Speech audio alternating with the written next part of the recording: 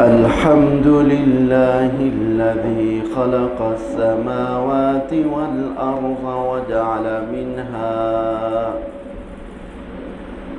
أما بعد فأعوذ بالله من الشيطان الرجيم بسم الله الرحمن الرحيم إن عدة الشهور عند الله 12 شهرا في كتاب الله يوم خلق السماوات والأرض منها 4 حرم صدق الله العظيم وصدق رسوله النبي الكريم ونحن على ذلك لمن الشاهدين والشاكرين والحمد لله رب العالمين.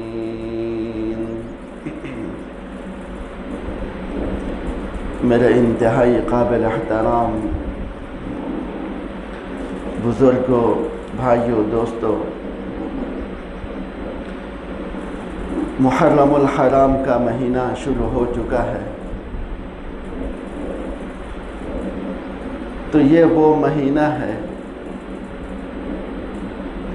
تو اللہ تعالی خود قرآن کریم کے اندر ارشاد فرماتے ہیں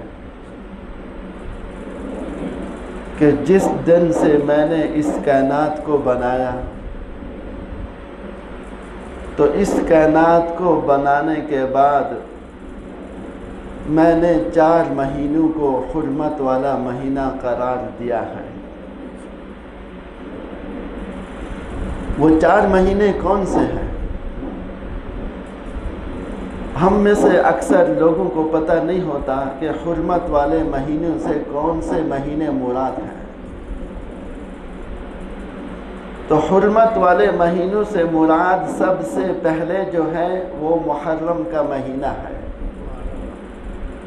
3 مہینے تو اکٹھے، ذوالقعدہ ہو گیا، ذوالحج ہو گیا، محرم ہو گیا، اور 1 مہینہ رجب کا مہینہ ہے. ان 4 مہینوں کو اللہ تعالیٰ نے اس دن سے حرمت والا یعنی عزت والا مہینہ قرار دیا ہے کہ ان مہینوں کی عزت، ان مہینوں کی حرمت اللہ تعالیٰ کے نزدیک بہت زیادہ ہے. جیسے دنیا کے اندر مساجد تو بہت زیادہ ہیں، لیکن ہم صرف اور صرف بیت اللہ کی نسبت اللہ کے گھر کی طرف یا اللہ کی طرف کرتے ہیں تو اس کا مطلب یہ ہوتا ہے کہ بیت اللہ اللہ تعالیٰ کا گھر ہے. لیکن مساجد ساری اللہ تعالیٰ کے گھر ہے. یہ عظمت والی جگہ ہے، یہ عزت والی جگہ ہے. کائنات میں ہر چیز قابل احترام ہے، لیکن اللہ تعالیٰ نے کچھ چیزیں ایسی ہیں کہ جن کو خود قرآن کریم نے حرمت والے چیز قرار دیا ہے. تو حرمت کا مطلب یہ ہے کہ احترام، عزت والا مہینہ. یہ صرف اسلام کے آنے سے نہیں ہوا، بلکہ اسلام سے پہلے بھی کفار مکہ اس مہینوں کا احترام کیا کرتے تھے. ان کی جو لڑائیاں ہوتی تھی، ان کی جو جھگڑے، جو فساد ہوا کرتے تھے، تو جب یہ حرمت والے مہینے آیا کرتے تھے وہ اپنی لڑائیوں سے باز آ جاتے تھے، وہ لڑائیوں کو ختم کر دیتے تھے. تو وہ ان 4 مہینوں کے اندر تجارت کا سفر کیا کرتے تھے. وہ یہ سمجھتے تھے کہ یہ حرمت والے مہینے ہیں، تو جب ہم تجارت کے لیے نکلیں گے تو کسی شخص سے، کسی لشکر سے، کسی ملک سے ہمیں کوئی خطرہ نہیں ہے، کیونکہ یہ حرمت والے مہینے ہیں. تو یہ احترام کا جذبہ ان مشرکین کے دل میں بھی تھا کہ جس طرح آج احترام کا جذبہ حرمت کا جذبہ ایک عام مسلمان کے دل میں ہے، تو اسی طرح ان مہینوں کے حرمت کا جذبہ اللہ تعالیٰ نے کفار کے دل میں، مشرکین مکہ کے دل میں بھی ڈال دیا تھا۔ ایک وجہ تو یہ حرمت کی یہ ہو گئی، تو دوسری وجہ جو علماء نے بتائی کہ حرمت کا کیا مطلب ہے۔ حرمت کا مطلب یہ ہے کہ اگر انسان اس مہینوں کے اندر کوئی نیکی کرتا ہے تو اللہ تعالیٰ اس کی نیکی کے اندر اضافہ کرتے ہیں۔ اگر کوئی انسان اس مہینے کے اندر برائی کرتا ہے تو جس طرح نیکیوں کے اندر اضافہ ہوتا ہے تو اسی طرح برائیوں کے اندر بھی اضافہ ہوتا ہے۔ اور اس مہینے کی خاص طور پر محرم کے مہینے کی بڑی فضیلت ہے۔ آپ علیہ السلام نے ارشاد فرمایا کہ یہ جو محرم کا مہینہ ہے یہ شہر اللہ ہے، یعنی یہ اللہ تعالیٰ کا مہینہ ہے۔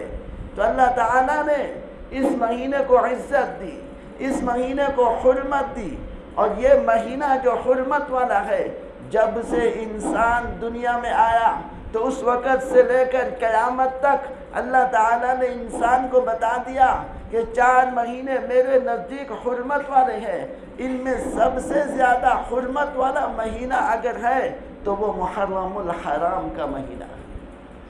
اور اس مہینے سے ہمارے اسلامی سال کا، اسلامی کیلنڈر کا ابتدا ہوتی ہے۔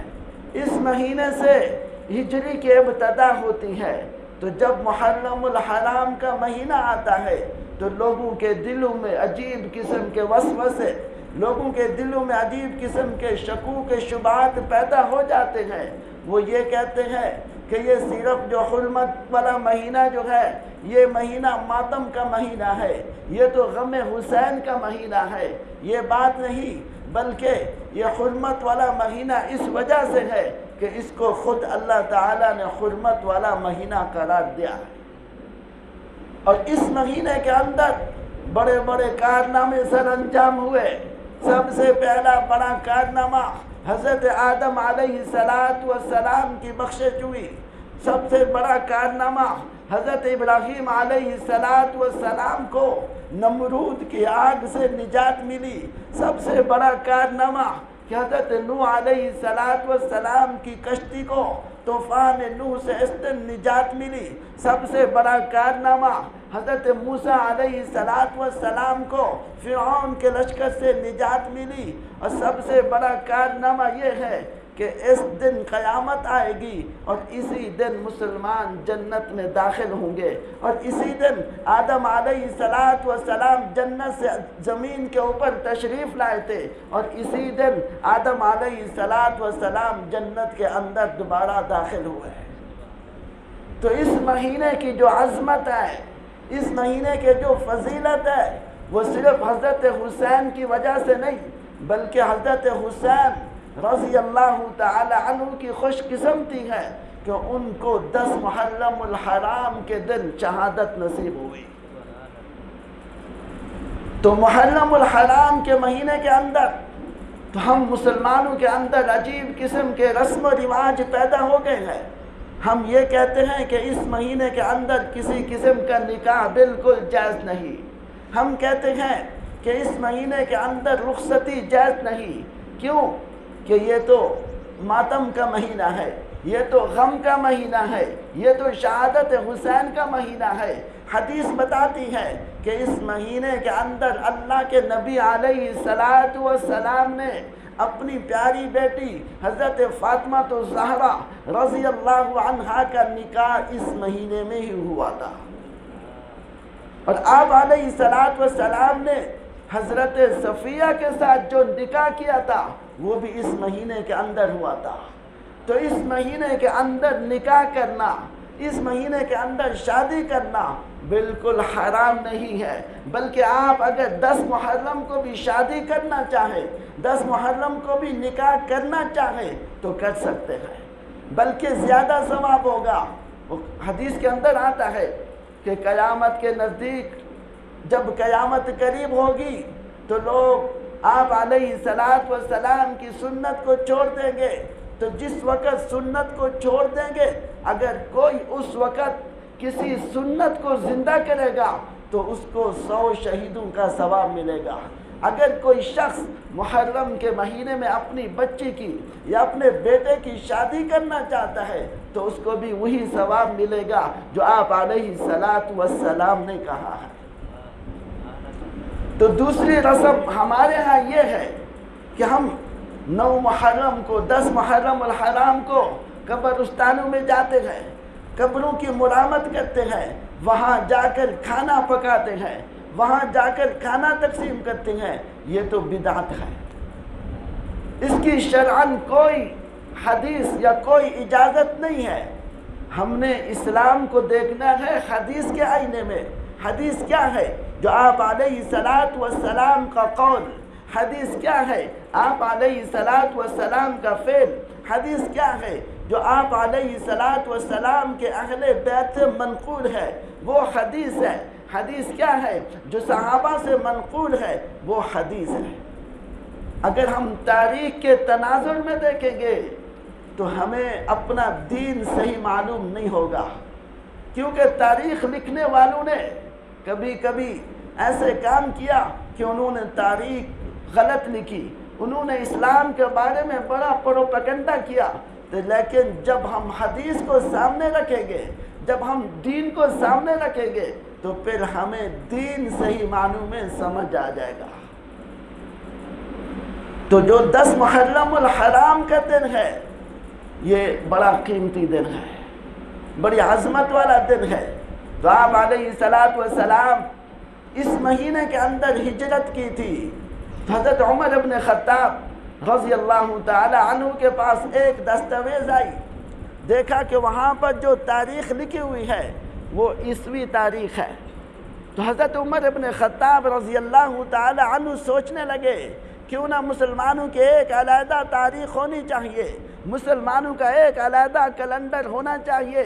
تو عمر ابن خطاب نے ایک مجلس شورا بلائی، صحابہ کو بلایا، پوچھا کہ ہم بھی اپنے کیلنڈر کا آغاز کرنا چاہتے ہیں، مسلمانوں کی تاریخ کا آغاز کرنا چاہتے ہیں، آپ بتائیے کون سے واقعے سے اس کیلنڈر کی ابتدا کی جائے؟ تو کسی نے کہا کہ اصحاب الفیل کے واقعے سے اس کیلنڈر کی ابتدا کی جائے، کیونکہ اس دن اللہ تعالیٰ نے بیت اللہ کی حفاظت کی تھی۔ کسی نے کہا کہ جس دن اللہ کے نبی علیہ السلام دنیا کے اندر تشریف لائے، اس دن سے اس کیلنڈر کی ابتدا کی جائے۔ تو کسی نے کہا کہ جس دن آپ علیہ السلام مکہ سے مدینہ کی طرف بڑی مشقت کے ساتھ، تکلیفوں کے ساتھ ہجرت کر کے آئے تھے، اس دن سے اس کیلنڈر کی ابتدا کی جائے۔ تو فیصلہ یہ ہوا کہ جس دن آپ علیہ السلام مکہ سے مدینہ کی طرف ہجرت کر کے آئے، اسی دن سے اس کو اسلامی تاریخ کے تناظر میں اسلامی کیلنڈر بنا دیا جائے۔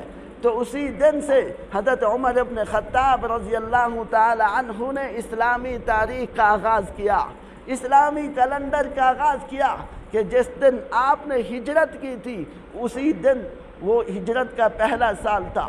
تو جس دن ہجرت کی تھی تو وہی اسلامی کیلنڈر کا پہلا دن قرار دیا گیا۔ تو محرم الحرام گویا کہ بڑی عظمت والا مہینہ ہے، بڑی فضیلت والا مہینہ ہے، کہ اس مہینے کے اندر انسان جو بھی نیک کام کرتا ہے تو اللہ تعالیٰ اس کی نیت کے مطابق، انسان کی نیت کے مطابق اس کی نیکیوں میں اضافہ کرتے ہیں۔ اگر کوئی گناہ کرے گا تو گناہ بھی اضافے کے ساتھ اس کے رجسٹر میں لکھا جائے گا۔ تو حضرت حسین رضی اللہ تعالی عنہ کی شہادت ایک بہت بڑی شہادت ہے، ایک بہت بڑی شہادت ہے، المناک واقعہ ہے، لیکن حضرت حسین رضی اللہ تعالی عنہ کو جہاں پر ہم یاد کرتے ہیں تو ہم وہاں پر اپنے دوسرے صحابہ کو بھی یاد کریں۔ دوسرے صحابہ کے ساتھ بھی بڑا ظلم ہوا۔ سب سے پہلے اسلام کے لیے جنہوں نے اپنی جان دی تھی وہ حضرت یاسر تھے، اور ان کی بیوی سمیہ رضی اللہ عنہا تھی۔ تو جس وقت اسلام مکہ کے اندر پھیلنے لگا تو ابو جہل کو پتہ چلا کہ سمیہ نامی ایک عورت ہے مکہ کے اندر، اس نے اسلام قبول کر لیا۔ یاسر ایک شخص ہے، اس نے بھی اسلام قبول کر لیا۔ تو اس ابو جہل نے ان دونوں کو پکڑا اور ان دونوں کو خوب مارا، حتیٰ کہ یاسر نے کہہ دیا کہ ابو جہل آپ سے جو کچھ ہو سکتا ہے کر دیں، لیکن میں اپنے خدا کو برا بھلا نہیں کہہ سکتا، میں محمد صلی اللہ علیہ وسلم کی ختم نبوت کا انکار نہیں کر سکتا۔ حتیٰ کہ ابو جہل نے ان کو اتنا مارا کہ وہ حضرت یاسر شہید ہو گئے۔ اسلام کے اندر سب سے پہلے شہید جو ہوئے وہ حضرت یاسر ہوئے۔ پھر ان کے بعد ان کی بیوی کو پکڑا، ان کی بیوی نے دیکھا کہ یہ جو ظلم کر رہا ہے، اس کو کہا کہ تو اپنے خدا کا انکار کر دے، محمد مصطفیٰ صلی اللہ علیہ وسلم کی شریعت کا انکار کر دے۔ تو اس کی بیوی نے بھی وہی جواب دیا جو حضرت یاسر یعنی ان کے شوہر نے دیا تھا۔ تو ابو جہل بدبخت نے حضرت سمیہ کو پکڑا، ان کے لباس اتارا، 2 اونٹ منگوائے، 2 اونٹ منگوا کے ان کی ٹانگوں کے اندر رسیاں باندھی اور ان کے پیٹ کے اوپر پرچہ مارا، وہ زخمی ہوئی۔ ایک اونٹ کو مخالف سمت میں بگایا، دوسرے کو مخالف سمت میں بگایا، تو حضرت سمیہ رضی اللہ تعالی عنہا کا جسم 2 ٹکڑے ہو گیا۔ تو ہماری تاریخ تو شہادت سے بھری پڑی ہے، ہم کون کون سی شہادت کا، کون کون سے واقعے کا ہم ماتم کریں، کون کون سے واقعے کو ہم منائیں۔ حالانکہ اسلام ماتم کرنے سے منع کرتا ہے۔ اسلام صرف اور صرف 3 دن جو ہے غم کا، اس نے کہا ہے کہ تمہیں اجازت ہے 3 دن کے اندر تم اپنے غم کا اظہار کر سکتے ہو۔ صرف بیوی وہ واحد انسان ہے، وہ واحد عورت ہے کہ اگر اس کا شوہر فوت ہو جائے تو پھر بیوی کو صرف 4 مہینے 10 دن کی جو ہے اس کو رخصتی دی، باقی کسی کو رخصتی نہیں دی۔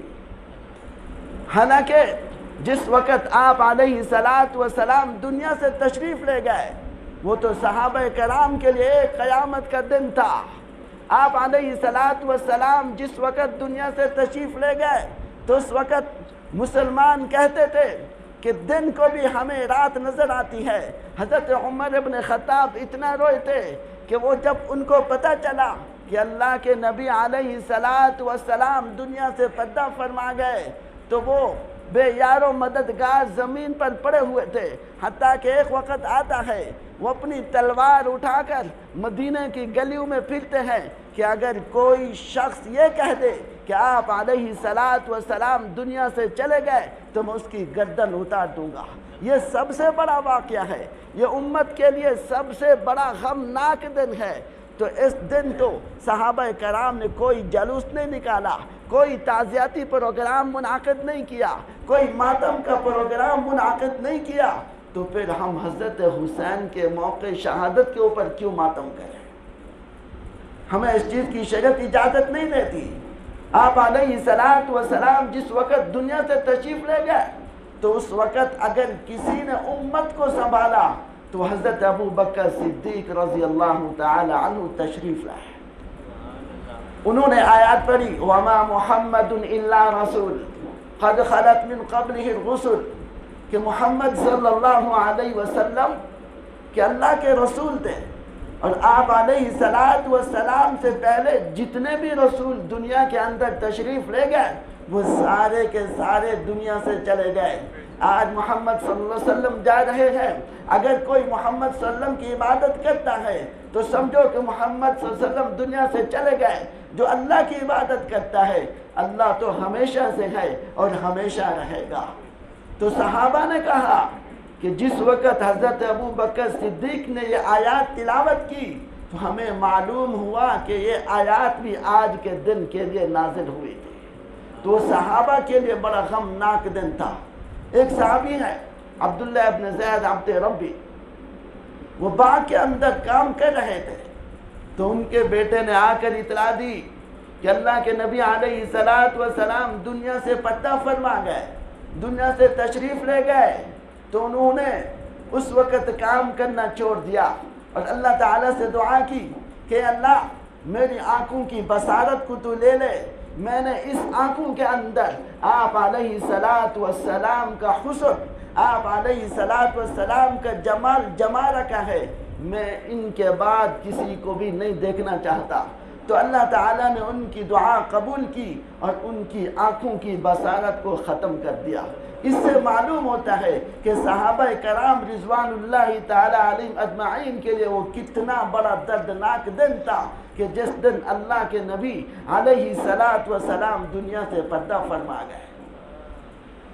تو حضرت حسین رضی اللہ تعالی عنہ کی شہادت بھی عظیم شہادت ہے، لیکن ہم حضرت عمر کو بھی نہیں بھول سکتے جو مسجد النبوی کے اندر آپ علیہ الصلاۃ والسلام کے مصلی کے اوپر جن کی شہادت ہوئی۔ ہم حضرت عثمان کو بھی نہیں بھول سکتے جن کی شہادت ایک عظیم ثانیہ ہے۔ جس وقت حضرت عثمان کی شہادت ہوئی، حالانکہ وہ خلیفہ تھے، وہ سب کچھ کر سکتے تھے، ان کے پاس اختیار تھا، لیکن اختیار ہونے کے باوجود انہوں نے کچھ بھی نہیں کیا۔ کیوں؟ کہ انہوں نے کہا کہ میں مدینہ کے اندر آپ علیہ الصلاۃ والسلام کے شہر کے اندر مسلمانوں کا خون نہیں بہانا چاہتا۔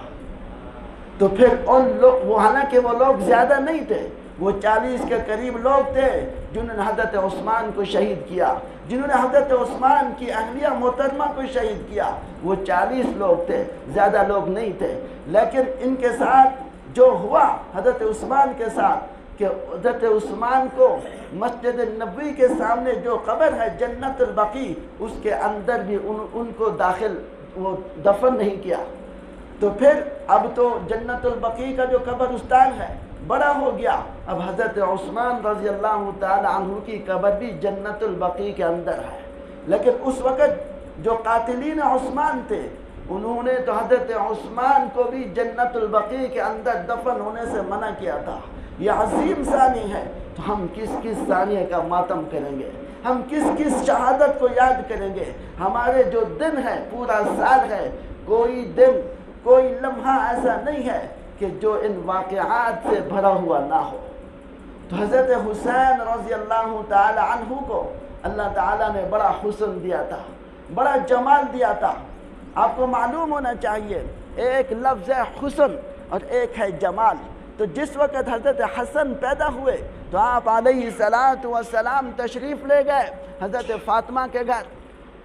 تو حضرت علی سے پوچھا، مبارکباد دی کہ آپ نے اپنے بیٹے کا نام کیا رکھا، اپنے بیٹے کا نام کیا رکھا؟ تو حضرت علی نے کہا کہ میں نے حسن ان کا نام رکھا ہے حرب۔ حرب کا مطلب ہوتا ہے لڑائی، لڑائی، کیونکہ حضرت حسن، حضرت علی رضی اللہ تعالی عنہ کی ساری زندگی جنگ کے اندر گزری، ساری زندگی جہاد کے اندر گزری۔ اب جو بندہ جیسا ہوتا ہے وہ چاہتا ہے کہ میری اولاد بھی ایسی ہو۔ حضرت علی کی ساری زندگی جب جہاد کے اندر گزری تو انہوں نے کہا میں نام اس وجہ سے حرب رکھوں گا کہ ان کی جو زندگی ہے وہ بھی جہاد کے اندر گزرے۔ تو آپ علیہ الصلاۃ والسلام نے منع کر دیا کہ علی ان کا نام حرب نہیں بلکہ ان کا نام حسن رکھو۔ حسن وہ نام ہے جو آج سے پہلے اس دنیا کے اندر کسی شخص کا نام حسن نہیں رکھا گیا۔ تو پھر کچھ عرصے کے بعد حضرت حسین پیدا ہوئے۔ تو حضرت حسین رضی اللہ تعالی عنہ جس وقت پیدا ہوئے تو آپ علیہ الصلاۃ والسلام پھر تشریف لے گئے، پھر پوچھا علی سے علی ان کا کیا نام رکھا؟ علی نے کہا میں نے اس کا نام حرب رکھا۔ تو آپ علیہ الصلاۃ والسلام نے نام دوبارہ تبدیل کر دیا، کہا کہ ان کا نام حسین رکھو۔ پھر فرمایا کہ حسن اور حسین ایک ایسی چیز ہے کہ دنیا کے اندر اللہ تعالیٰ نے اس جیسا انسان کسی کو نہیں بنایا۔ پھر فرمایا آپ علیہ الصلاۃ والسلام نے الحسن والحسین سیدا شباب یعنی الجنہ، کہ حضرت حسن کو، حضرت حسین کو اللہ تعالیٰ نے جنت کے اندر سردار بنا دیا نوجوانوں کے۔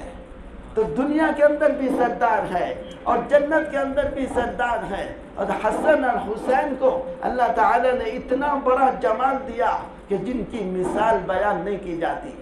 حضرت علی کو کہا کرتے تھے یہ بیٹے آپ کے گھر میں پیدا ہوئے لیکن ہیں میرے بیٹے، ان کو جب کوئی تکلیف ہوتی روتے تو آپ علیہ الصلوۃ والسلام فوراً حضرت فاطمہ کے گھر تشریف لے جاتے اور فرماتے کہ ان کو تکلیف نہ دیا کرو، ان سے میرے دل کو تکلیف ہوتی ہے، مجھے تکلیف ہوتی ہے، تو ان کو رلایا نہ کرو، ان کو جو چیز مانگے وہ چیز عطا کر دیا کرو۔ تو حضرت حسن حسین رضی اللہ تعالی عنہ کی بڑی فضیلت ہے۔ تو ایک مرتبہ آپ علیہ الصلوۃ والسلام مسجد النبوی کے اندر جا رہے تھے، اپنے چادر اوڑھی ہوئی تھی، تو چادر کے اندر یہ چھوٹے سے معصوم بچے کھیل رہے تھے۔ کسی نے کہا کہ حضرت کیا ہے؟ تو آپ علیہ الصلوۃ والسلام نے فرمایا کہ یہ دونوں میرے بیٹے ہیں جو جنت کے اندر نوجوانوں کے سردار ہیں۔ تو حسن اللہ تعالیٰ نے حضرت حسن کو بھی دیا تھا، حسن اللہ تعالیٰ نے حضرت حسین کو بھی دیا تھا۔ ایک ہوتا ہے حسن اور ایک ہوتا ہے جمال۔ حسن کا کیا مطلب ہے؟ حسن کا مطلب یہ ہے کہ جب انسان کسی کو دیکھے تو اس کی خوبصورتی واضح نظر آئے، یہ حسن ہے۔ اور جمال کیا ہے؟ جمال یہ ہے کہ انسان اگر کسی انسان کے اعضاء کو دیکھے، اس کے چہرے کو دیکھے، آنکھیں کو دیکھے وہ خوبصورت نظریں، ناک کو دیکھے وہ خوبصورت نظریں، اس کے منہ کو دیکھے وہ خوبصورت نظریں، تو انسان فیصلہ نہ کر سکے کہ آنکھیں خوبصورت ہیں، پیشانی خوبصورت ہے، دانت خوبصورت ہے، چہرہ خوبصورت ہے، اگر فیصلہ نہ کر سکے کہ ہر چیز کیا ہے ایک دوسرے سے بڑھ کر ہے، تو سمجھو یہ کہ جمال ہے۔ تو حضرت حسین حضرت حسن کی بڑی فضیلت ہے۔ تو آپ علیہ الصلوۃ والسلام جس وقت دنیا سے تشریف لے گئے تو حضرت ابو بکر صدیق رضی اللہ تعالی عنہ مسجد النبی میں بیٹھے ہیں، جمعہ کے خطبے کے لیے بیٹھے ہوئے ہیں ممبر کے اوپر، لیکن ابھی تک آپ نے اپنی بات شروع نہیں کی۔ صحابہ نے کہا کہ حضرت نماز کا ٹائم ہونے والا ہے، آپ اپنی بات شروع کریں۔ تو آپ نے فرمایا کہ جب تک حسن اور حسین نہیں آئیں گے تو اس وقت تک میں خطبہ شروع نہیں کروں گا۔ تو پھر حسن آئے، پھر حسین آئے، آپ رضی اللہ تعالی عنہ نے حضرت حسن کو اس طرف بٹھایا، حضرت حسین کو اس طرف بٹھایا۔ انہوں نے کہا کہ جب بھی حسن حسین آپ کے ساتھ آتے تھے تو حسن اس طرف بیٹھتے تھے، حسین اس طرف بیٹھتے تھے، تو اس طریقے کو میں نہیں چھوڑ سکتا کہ جس طریقے کو آپ علیہ الصلوۃ والسلام کرتے تھے۔ تو عام طور پر لوگ جو ہے وہ حضرت حسین کی شہادت کو بیان کرتے ہیں، لیکن حضرت حسن کا، حضرت حسین کا جو تعلق صحابہ کے ساتھ تھا، جو تعلق ابو بکر کے ساتھ تھا، جو تعلق عمر کے ساتھ تھا، جو تعلق عثمان کے ساتھ تھا، اس کو بیان نہیں کرتے۔ حضرت عمر جب بھی جاتے تھے اگر حسن اور حسین سامنے آ جاتے تھے تو حضرت عمر ابن خطاب رضی اللہ تعالی عنہ سب سے پہلے ان کو سلام کیا کرتے تھے، سلام میں ہمیشہ پہل کیا کرتے تھے۔ تو ایک مرتبہ حضرت حسین نے کہا کہ آج میں عمر ابن خطاب کو پہلے سلام کروں گا، تو ایک مرتبہ وہ مسجد النبی کے ستون کے ساتھ چھپ گئے۔ تو حضرت عمر رضی اللہ تعالی عنہ سامنے سے آئے، حالانکہ دیکھا نہیں تھا حسین کو، تو جب ستون کے پاس پہنچے تو حضرت عمر ابن خطاب نے السلام علیکم ورحمۃ اللہ وبرکاتہ یا حسین۔ وہ حضرت حسین بڑے حیران ہوئے کہ حضرت آپ نے ہمیں دیکھا؟ تو حضرت عمر نے کہا میں نے آپ کو دیکھا نہیں، لیکن جب آپ گزرتے ہیں، جب آپ چلتے ہیں تو آپ کے جسم سے ایسی خوشبو آتی ہے کہ جس کو میں محسوس کرتا ہوں۔ میں اس ستون کے پاس پہنچا، مجھے آپ کی خوشبو معلوم ہوئی، میں سمجھا یہاں پر حسین ہے۔ تو جب آپ کی خوشبو مجھے محسوس ہوئی تو اس وجہ سے میں نے آپ کو سلام کیا۔ یہ ہے حضرت حسین کی فضیلت، یہ حضرت حسین کی جو عظمت ہے وہ آپ علیہ الصلوۃ والسلام بیان کر کے گئے ہیں۔ یہ بڑی شہادت ہے۔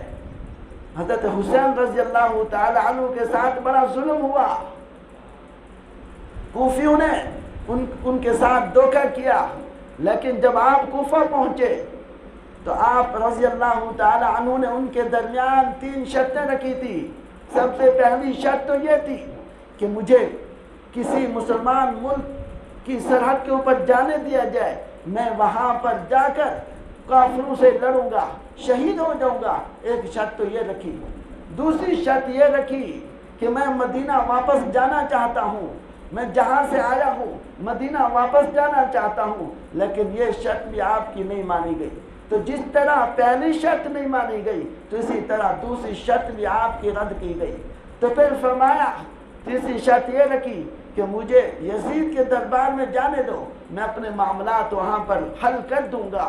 تو ان تین شرطوں کو ان لوگوں نے جو آپ کے مقابلے میں آئے تھے، ابن زیاد تھا اور عبیداللہ ابن زیاد اور عمر ثقفی، یہ برے لوگ یہ آپ کے مقابلے میں آئے تو انہوں نے آپ کو شہید کر دیا۔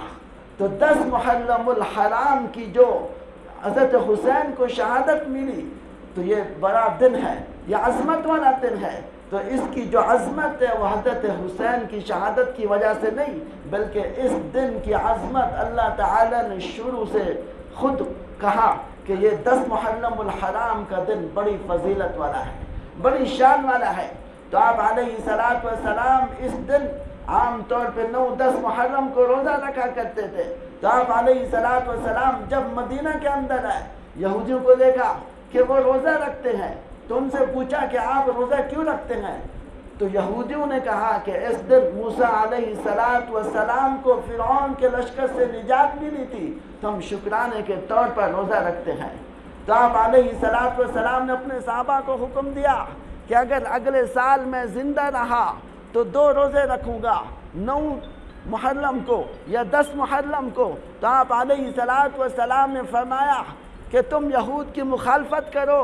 آپ علیہ السلام نے یہ بھی کہا کہ تم عبادت کے اندر ان کی مخالفت کرو، جو عبادت کے اندر ان کی مخالفت کرنے کا حکم دے رہے ہیں۔ تو آج ہم اپنے گھروں کے اندر، اپنے معاشرے کے اندر، اپنی سوچ کے اندر ہر وقت ان کی رسم و رواج کو غالب رکھتے ہیں۔ آج ہماری سوچ یہود کی طرح ہے، ہماری فکر یہود کی طرح ہے، ہمارا لباس اسی طرح ہے، ہمارے گھروں کے اندر جو رسم و رواج ہے وہ بالکل یہود کی طرح ہے۔ حالانکہ آپ علیہ السلام عبادت کے اندر یہودیوں کی مخالفت کرنے کا حکم دے رہے ہیں، تو پھر دنیا کے معاملات میں اگر کوئی انسان یہود کی مخالفت نہیں کرے گا تو آپ بتا دیں، تو جب قیامت کے دن آپ علیہ السلام کا سامنا ہوگا تو ہم کیا کہیں گے؟ یا رسول اللہ، یہ ہماری شکل ہے، یہ ہمارا لباس ہے، ہم کیا جواب دیں گے؟ تو لہٰذا جو نبی یہود کی مخالفت عبادت کے اندر حکم دیتا ہے وہ دوسرے معاملات کے اندر کیوں حکم نہیں دے سکتے؟ تو 10 محرم الحرام کی ایک فضیلت یہ بھی ہے، ایک پیغام یہ بھی ہے کہ اگر اسلام کے راستے میں جہاں تمہیں مال خرچ کرنا پڑے، مال کی قربانی دینی پڑے تو دے دینا، عہدے کی قربانی دینی پڑے دے دینا، جان کی قربانی دینی پڑے تو دے دینا، لیکن اسلام کے اوپر آنچ نہیں آنے دیا۔ حضرت حسین کا آخری پیغام یہ تھا کہ انہوں نے میدان کربلا کے اندر سجدہ کیا، سجدہ کر کے دنیا سے رخصت ہوئے۔ تو آخری پیغام یہ تھا کہ مسلمانوں کبھی نماز کو نہ چھوڑنا، کبھی سجدے کو نہ چھوڑنا، نماز کی فکر کرو گے تو اللہ تعالیٰ تمہارے سارے معاملات درست کر دے گا۔ آج ہم نماز نہیں پڑھتے، ٹائم نہیں ہے تو نماز کے لیے نہیں ہے، باقی دنیا کے اندر ہر کام کے لیے ٹائم ہے، صرف نماز کے لیے نہیں ہے۔ تو لہٰذا ہمیں اس چیز کی فکر کرنی چاہیے، حضرت حسین کی سیرت کو اپنانا چاہیے، حضرت حسن کی سیرت کو اپنانا چاہیے۔ اگر ہم قیامت کے دن آپ علیہ السلام کے سامنے جانا چاہتے ہیں تو ان کی صورت کو، ان کی سیرت کو، ان کے کردار کو اپنی زندگی کے اندر لانا ہوگا، تو پھر جا کر ہم کامیاب ہوں گے۔ دعا ہے کہ اللہ رب العزت سے جو کچھ سنا، جو کچھ کہا، اس پر ہمیں عمل کرنے کی توفیق عطا فرمائے۔ وآخر دعوانا الحمدللہ رب